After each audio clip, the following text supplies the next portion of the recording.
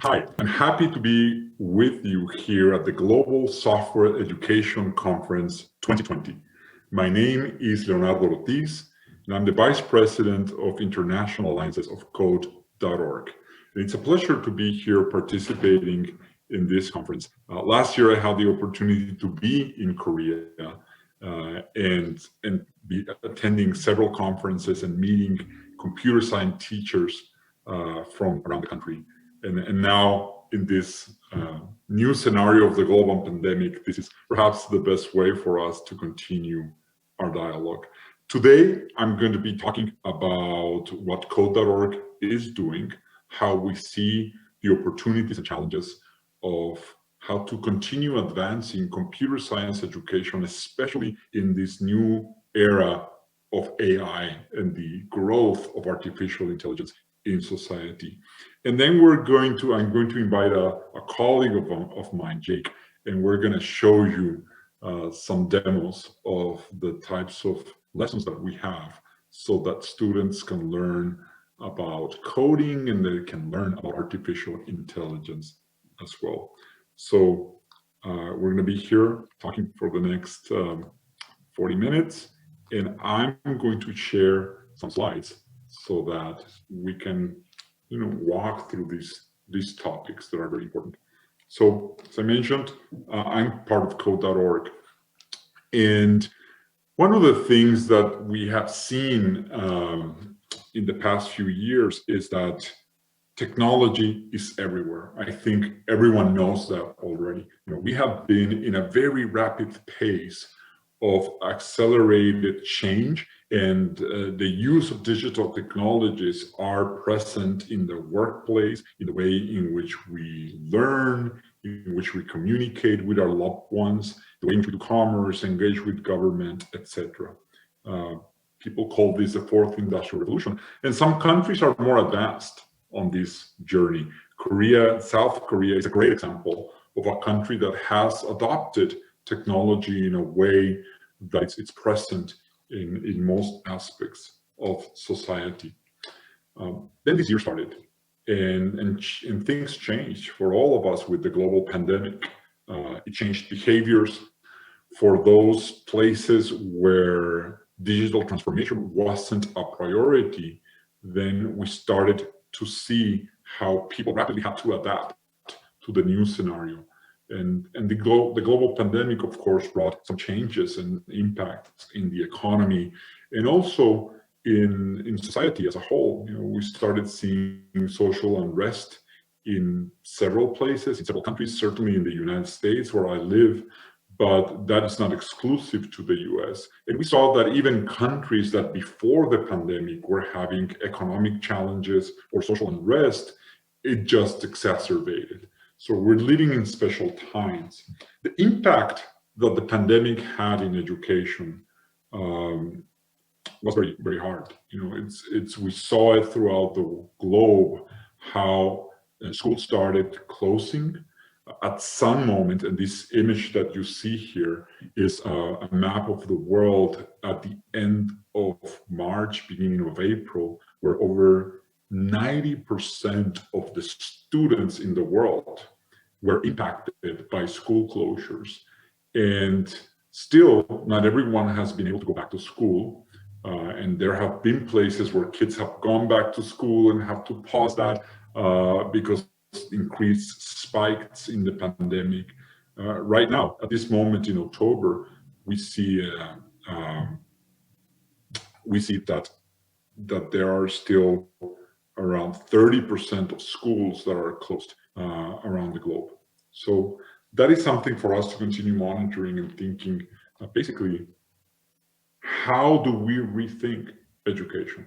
We already saw where we were before the pandemic, how a scenario like this one changes the dynamics in education.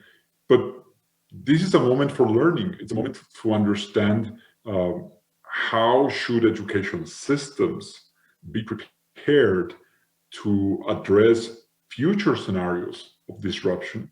And it's also a great moment to reflect not only on what is it that we teach or how we teach, but what is it that we are teaching. right now, one of the things that we see is that we have opportunities in this world in which there is increased automation. And one of those is how to figure out how to create a workforce or to prepare the future workforce with the skills that they will need to be successful. So I want to talk a little bit about the impact that artificial intelligence and automation and all this technology is having in the workforce. So it is no secret that the workforce is being automated, that robotics, artificial intelligence, and all these new technologies are replacing some jobs that used to be more manual. And now processes and efficiencies are displacing some workers. And there's the need for us to rethink how to support this scenario of the global workforce. McKinsey did a study a few years ago analyzing with the existing technology, the technology that we have right now in the world, what is the potential for automation? And their findings is that right now, if all the companies in the world wanted to automate what is potentially automatable, and they could do 50% of the jobs. 50% of all jobs could be automated, and that would have a huge impact in the economies. That means that a lot of jobs would be displaced, and people would have to be reskilled to be able to come back to the new jobs that are going to exist in a world with more digital related jobs and roles in the workplace. This next slide has just information related to the United States. It may not be relevant for South Korea, but it gives an idea of the trend. This slide is explaining basically how jobs that have less usage of technology pay less, and jobs that are associated with more usage of digital technologies are higher paying jobs. And the other thing that this slide is telling us is that the number of jobs in the marketplace that are now depending more on digital technologies is growing. And that's a trend that will continue in the upcoming decades, of course. The other thing that is important for us to take into consideration is that not all technology jobs are located just in a tech hub. In the case of the US, it's Silicon Valley. But the other thing is not all tech jobs or not all jobs that require usage of technology are in the tech industry. There are many jobs and growing numbers of jobs that are going to be outside of the tech sector, which brings us to the role of what can we do in the education space to prepare for that scenario in which there's increased automation, increased AI, and more jobs in the marketplace that require more digital skills. We talk a lot about coding. Our organization is called code.org, but coding is not the end game. For us, the broader concept of computer science is very important because computer science involves coding, but also involves artificial intelligence and computational thinking and networking and robotics, cybersecurity, and there's many other disciplines that are part of computer science, and those are the skills that we actually need to teach in the education system. And this is a great moment for us to think about why computer science. For code.org, computer science is foundational. It is a subject that needs to be taught in schools so that in this increasingly digital world, students can better understand how the world works. In the same way in which we all learned about biology and physics and chemistry, just to understand how engines work and how the body works and learn about ecosystems and nature, etc. In that same way, children from an early age, they need to learn not only how to use technology, but how to create technology. So, as I think one of the main challenges of the education systems now is, as the world evolves very rapidly, is how to teach these skills, but particularly how to teach kids to continue learning throughout their life, especially as technologies change rapidly. So that's a very important skill to acquire, which brings us to AI. When we think about new technologies, we now see that digital technologies have been evolving, and we are arriving into a moment in our history where we're starting to see some inflection points in artificial intelligence. I'm not going to get into the details of how AI is being transformed in the industry, but I want to bring it more to what the education systems should be doing about artificial intelligence. And for us, it is clear it should be included in the curriculum. We actually, as Code.org, have created curriculum for computer science, and we're currently working hard to start incorporating into our lessons and all our curriculum different subjects related to artificial intelligence, because it should be part of the curriculum. The other thing that it's a great opportunity for us in the school system, in the education system, is that we need to teach from a very young age all the students that AI is something that they can use and leverage to find solutions to address some of the most pressing global issues, challenges that we see everywhere.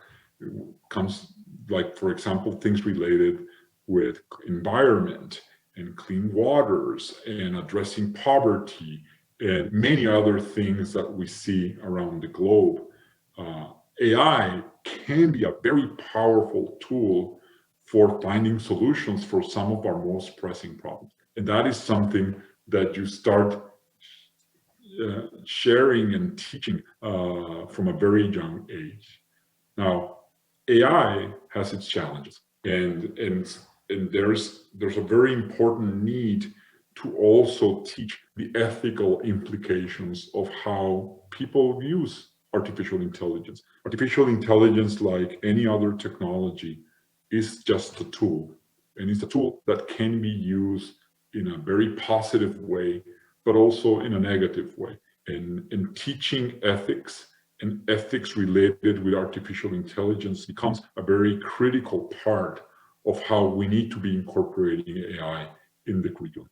Finally, AI is like the creation of all technology benefits from having diversity and a very inclusive environment amongst the people that are creating and training, especially machine learning, and the people that are teaching artificial intelligence how to arrive to conclusions, how to learn, how to interpret information. The more diverse those creators are, and the more diversity we consider when inputting data sources, the better artificial intelligence is going to identify the diversity of the world, and it's going to provide better solutions, better responses for the information that we're asking AI to help us with. For example, when AI is used in a process to decide if someone needs to get a type of insurance or a loan in a bank, the more diverse data the AI system has been taught with, it's the better responses that system is going to bring, and the more fair for the public that it's serving. So that's why AI needs to have this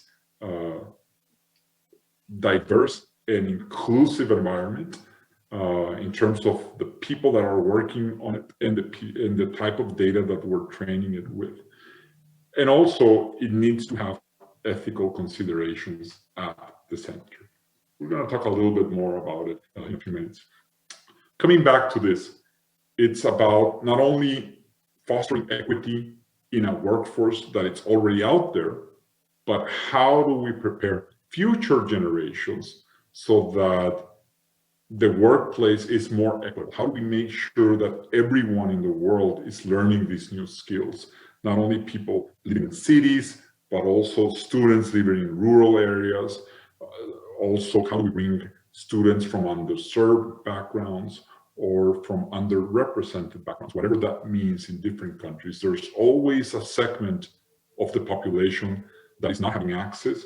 And for us, it's very important to figure out how to bring the majority of the students and all segments of the population to be able to get these skills. So this is our vision, and we're trying to bring opportunities so that every student in every school around the world can learn computer science. We do this in various ways. Driving awareness is one of them. And we've managed to do that in many parts of the world. You see a lot of dots in this global map. Of course, South Korea is included. And we've managed to drive awareness through our Hour of Code campaign, and I'll talk a little bit about it. Actually, now, our Hour of Code campaign is just a campaign that we've done to expose young kids to computer science for the first time in their life. We've created tutorials, they come, they try it. We're trying to make sure that we convey the message that computer science is for everyone, for boys, for girls, for students of every background, for students that may have all sorts of grades. It doesn't matter. Everyone can learn computer science, and you can see it with our results. We've managed to, until actually this year, in the middle of the pandemic, around May or June, we crossed the milestone of 1 billion hours of code that have happened around the world. And these have happened in more than 190 countries and territories. So it's a very important milestone, and it tells you about the excitement for this subject and the appetite around the globe. Yet, the greatest challenge is that still in the majority of schools around the globe, computer science is not being taught. And that is something that we are constantly working to change. We're thinking about how to drive systemic change. How can we do the work with many of our partners around the world to make sure that computer science is taught in all the schools, in all the education systems? That's our aspiration. And in order to achieve that, we do three main things as an organization. We create curriculum and tools, and we have a whole platform that has more than 400 hours of lessons so that children can learn, and young people can learn computer science in a fun, engaging way. We have all these resources, some of which are self-guided, so that students from all ages, all the way from preschool or kindergarten, to start learning computer science. And also, we have content for teachers. This is just an image of the different levels of our curriculum for primary education, for secondary education, and everything that we create is paired with teacher-facing materials so that teachers can also learn how to teach computer science. So we do a lot of teacher training along with our partners. The second thing that I want to mention is the type of resources that we build are based on this idea or these principles of, yes, gamification, but also of making the content very engaging and very creative. And you see here just a couple of examples of how our tutorials look and how our lessons look. We start at a very early age just with blocks, which is very easy to follow, and we start evolving so that kids can learn coding in JavaScript in more complex ways, and using devices for physical computer like the micro:bit and others. So that's the type of content that we create. And finally, we work alongside ministries of education and education authorities to make sure that to drive systemic change, that policies are being adopted and that budgets are being appropriated, and that the educational systems are actually starting to to incorporate computer science in the curriculum. So that's part of the work that we've been doing. And this is a quick overview of what we do at code.org and how we see the importance of computer science advancing throughout the world. But I'm going to show you how it looks like, actually, how it looks like for the students.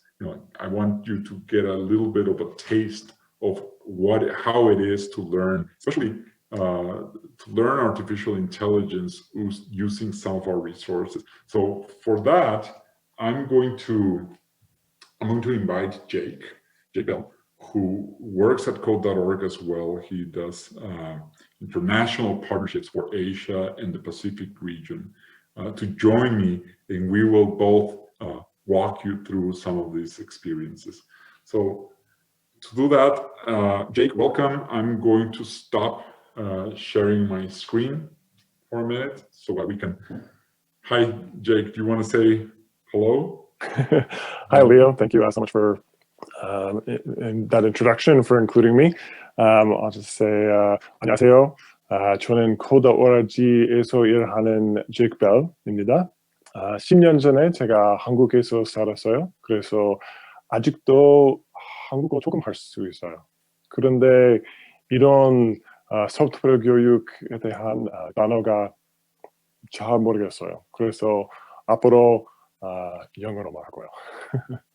So yeah, like I said, when it comes to language around computer science and artificial intelligence, I'm still practicing my Korean, and so we'll do the rest of the demo in English, because my guess is that the people listening speak English much better than I speak Korean. But yeah, so like Leo mentioned, we wanted to do a quick demo of some of the tools that we have on the platform that we use to teach students artificial intelligence. And like Leo mentioned, this is an area that we've created kind of a new activity that we launched within the last year. It's called AI for Oceans, that we'll talk about. But over time, we're going to be building more and more activities like this that are incorporated throughout our curriculum. So I'll go ahead and share my screen so everyone can see this. All right. So this is the kind of the landing page on our website. It's code.org/oceans that introduces the activity, and has lots of different levels, and it's an hour-long activity that students can go through. But we'll just look at one specific level. So the goal here is that we are training. You can kind of see our representation of AI there on the screen, and we're training it to know the difference between fish and things that are not fish. And the idea is that you can train it so that then moving forward, it could look at something in the ocean and tell you whether it should be there or shouldn't be there. And it's the idea of helping to clean up the oceans, along with the idea Leo had mentioned about AI for good. So Leo, what do you think? Is this a fish or is this not a fish? I think that is a fish. All right, so we'll say this one's a fish. I'm going to say this one's not a fish. This one is totally a fish. A couple of fish there. This one, I don't think that one's a fish. And then as you go throughout the activity, it gives you some different facts about pollution in our oceans, things like that can keep students engaged. And it gives you kind of instructions that lead you through the activity and teaches you as you do this. So again, I'm going to say, this is not, this is. So now let's go ahead and say, we've trained it. Up here we can see we've done 7 different things that we've told it about. So let's go ahead and, using those 7 things that we've trained AI about, let's let it look at a few different things and see how it does. So I'm going to have it go. It's going to analyze each item and tell us whether it thinks that it's a fish or not a fish. Here we go. So that one's right. Okay, good. It got rid of the banana peel. Oh, it thinks that the tire and the light bulb and the banana. Oh. All right. So you can speed it up here, because the computers can move really fast, but I can just click this button over here and it'll show me the end result. So as we can see, there's a lot of things that aren't fish that made it through. Leo, why do you think that is? Well, I think AI didn't have enough time to train. I think, yeah, didn't learn from a lot of examples. It just learned from 7 examples. Exactly. And so goes back to the point that Leo was making earlier, is that we need to make sure that the data that we're using to train AI is representative of the entire population or the entire subset of whatever we're trying to use it for. So in this case, what we can do is we can go back, give me instructions here, walking me through the platform. So yeah, we can go back, and what we can do is we can keep training it, right? So I can say, so now we're up to 9, and so on and so forth. And so the more that I do this, it's gonna give me some more fun facts. Anyway, so the more that I do this and the more data that we provide, the better it can do. And you can, students can use this activity and they can do this and do hundreds of them. I'll just get up here to, all right, 30. Let's try 30 and see. So we tried 7 before, didn't do so great. Let's see how it does with 30. I'll speed this up a little bit. So far, oh, looks like I missed that cup there. But if we go to the end here, all right, so there's much more fish. I only see 3 things there that look like they don't really belong. So this just goes back to that point that it's important for students to understand that when we're training AI models, that it needs to have a lot of data, and that data needs to be representative of, right, the areas that we're dealing in. Yeah, anything else you want to add, Leo? No, I think this is great, and obviously you did what was 30. I guess that if we do 200 examples, then the processing of the data is going to be much better and more accurate. Right? Exactly. And then up here we can show, so this is showing us everything that it decided was fish. We can also see all the things that were not fish. And so you can see also not only, there's also like 3 some fish. Yeah. Yeah. So the more data we give it, the more accurate it can be. But I'm going to jump over here to the end really quick so that we can try something else. So in that example, we were saying, right, something was a fish or wasn't a fish. But in this example, what we can do is we can just pick a word and we can decide, we can train AI to identify fish that are either, right, angry or happy or sad or scared, or things like that. And so let's try this. I'm going to say, let's go with fish that are happy. So what we're going to try to do is that we're going to look at each of these fish and we're going to say, are they happy or not? Now before, right, we were saying, is it a fish or is it not a fish? That one is pretty, we can all agree what a fish is and what a fish isn't. But now we're dealing with something that's a little bit more subjective, right? What I may decide is a happy fish would be different than maybe what Leo would say is a happy fish. And so this, again, we use this activity to teach students about the ethics around AI, and especially when we're in areas like this, where it can become very subjective around the person who's training the data can train their own bias, right, into the data, and that can lead to challenges. So Leo, I'm gonna let you tell me what you think, and then I'll do it so that it can be to your definition of what a happy fish looks like. So that's not happy. Not happy. Not happy.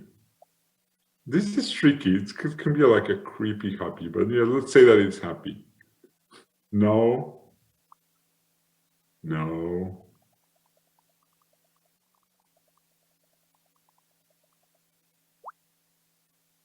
No. No. No. Wow. No. Yes, that's a happy fish. No. No. No. No. No happy fish. No. No. No. No. Yes. No. No. And yes. You want to see how it's doing? All right, so we've done 23. So let's go ahead and see. And again, AI is going to analyze the fish, and based on what we've told it, it's going to tell us if it thinks that the fish is happy or not happy. So let's see. I'll go ahead and speed this up.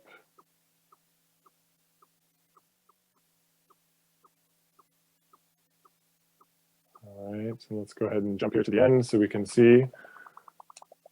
I think we did pretty well. I would look at that and I would say, I would think most of those fish are pretty happy. Let's see what the not happy fish look like.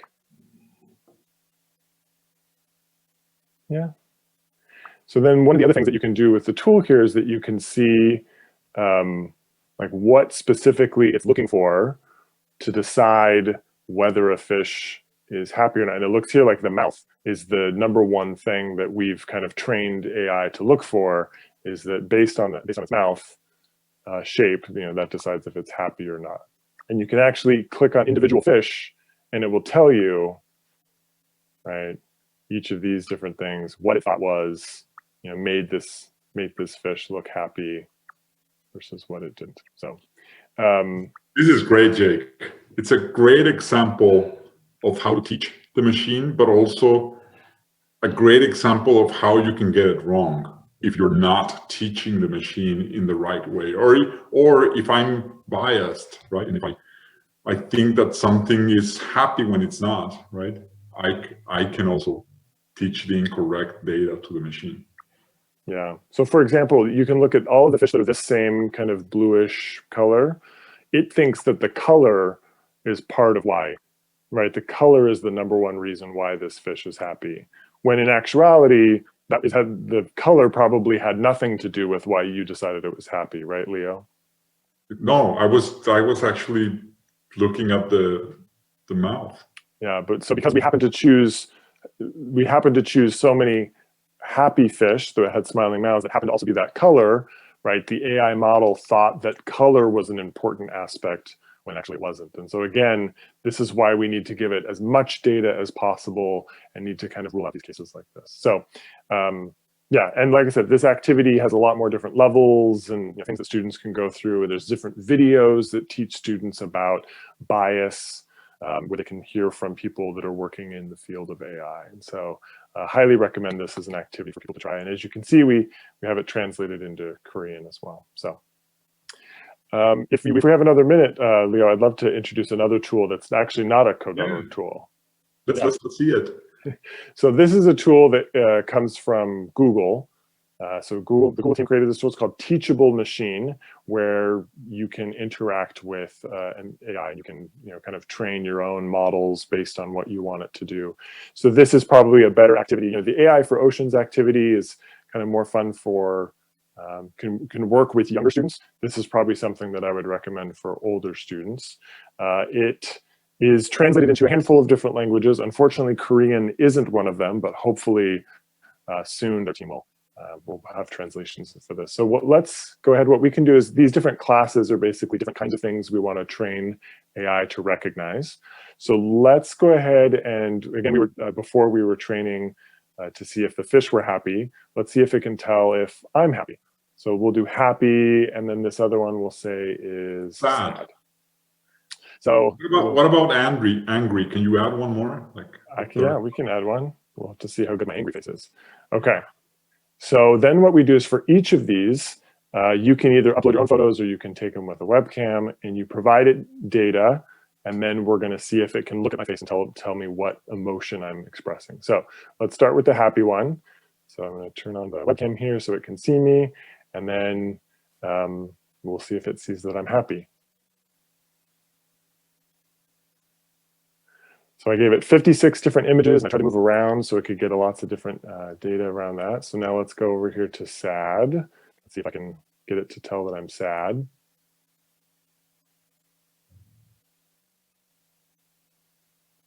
And this last one, we'll do an angry. Let's see if I can do an angry face.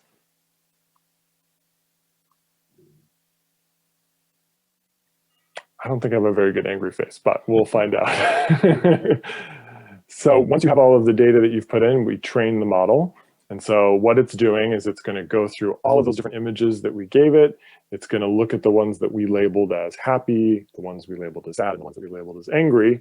And it's going to come up with a model that can then be used to look at a live version of my face, and it's going to tell me what emotion I'm feeling. So right now it's training the data, meaning that it's taking all this in and it's learning from it, right? Exactly. Yeah, and this is in the way that we code other activities. The data that we input is almost like the code in this case. So first what I'll do is here is point out that at the bottom you can see these bars where it says happy, sad, and angry. So this shows what confidence the model has that I am expressing that emotion. So apparently in this still shot version, it thinks I'm mostly happy, but a little bit angry. So I'm going to turn this on and we'll try something else. So here, let's see if it sees that I can be happy. And then I can be sad. Oh, yeah, there it is. And let's see if I can do angry. Yeah, I think your angry face is. Yeah, I don't have a very good. Oh, not angry apparently. Yeah, I don't have a good angry face. And part of it too is we only gave it just a handful of images, so it doesn't have a lot to deal with. Now, Leo, what do you think would happen if we tried this model on you? Well, I think that if you put my face there, probably the accuracy is going to be even less, because if it only trained with your face and you put my face, then it's not going to be very accurate.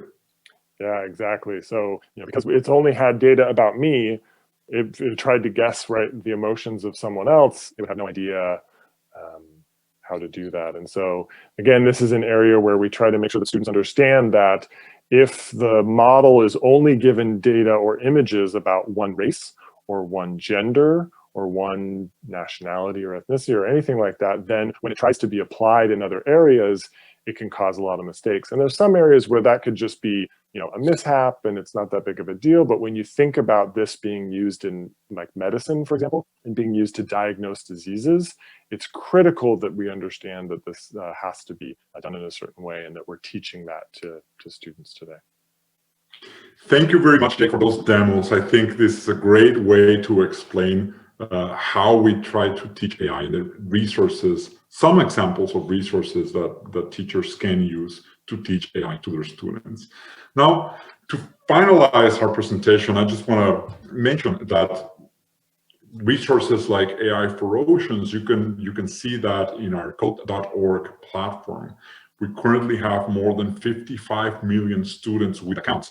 We have many more students that use our platform, but we don't require them to use accounts because we want to lower the barrier of entry. So there are several more millions that come to our platform and just go and use our content. But there are 55 that are using it with an account that tracks their progress. Around half of them are women, young women. That's for us is very important because there's a gender gap, and we need to make sure that we're also bringing equally number of female students to learn the skills. And we've seen obviously a lot of progress around the world. I showed you a map before.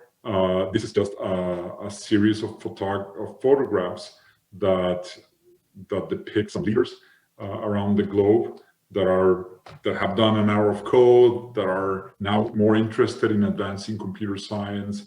There are around 50 countries, a little bit more than 50 countries in the world that have already either incorporated computer science in the curriculum or announced the intention to do so and starting to do the first steps.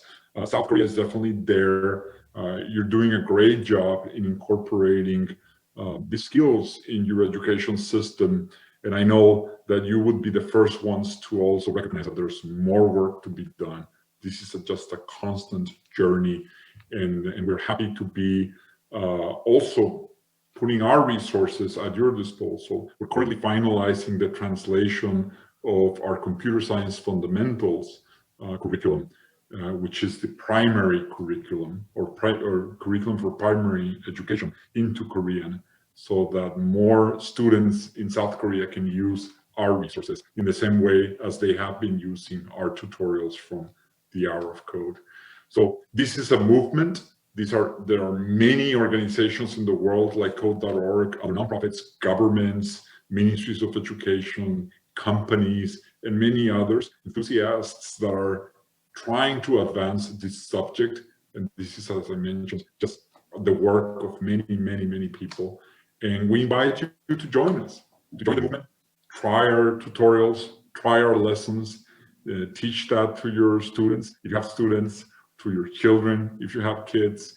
And we will be happy to continue working with South Korea so that it continues being at the forefront of computer science education, and now incorporating artificial intelligence in the curriculum as well. Thank you very much on behalf of code.org. Jake, any final words here? No, thank you so much for inviting us and for letting us present about what we've been doing with computer science and AI. Well, thank you very much, and until next time, hope to be with you again in another opportunity. Goodbye.